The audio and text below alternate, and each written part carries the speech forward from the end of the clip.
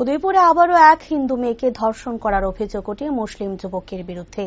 হিন্দু পরিচয় দিয়ে একাধিকবার ধর্ষণ করে হিন্দু মেয়েটিকে অভিযুক্ত মুসলিম যুবক সোমবার ঘটনার সামনে আসতে হিন্দু সমাজ প্রতিবাদ মুখে হয়।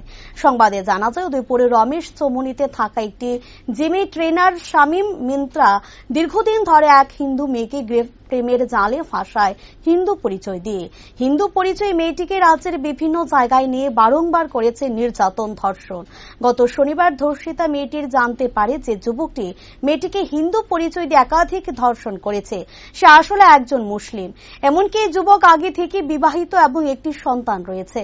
হিন্দু মেয়েটি প্রতারণার শিকার হয়েছে বিষয়টি বুঝতে পেরে আরকেপুর মহিলা থানায় অভিযোগ দায়ের করেন।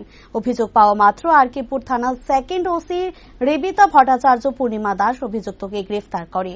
বর্তমানে অভিযুক্তের বিরুদ্ধে আরকেপুর মহিলা থানায় ধর্ষিতা মেয়ের অভিযোগে একটি মামলা গ্রহণ করা হয়। জানা যায়, তার বিরুদ্ধে একাধিক ধারা রুজু করে আরকেপুর থানায় পাঠানো হবে। অভিযোগ আমাদের এখানে জমা করে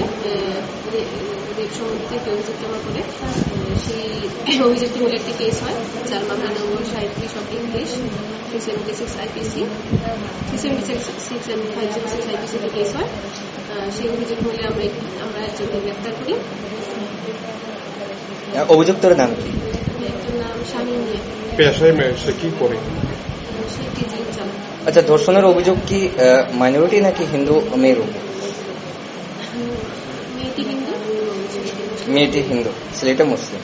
এখন কি গ্রেপ্তার করা হয়েছে অভিযুক্তকে? সেটা কি বয়সটা কত হবে মেয়েটি? 21। ছেলের বয়স 31। মামলা নিয়েছেন এখন আপনারা?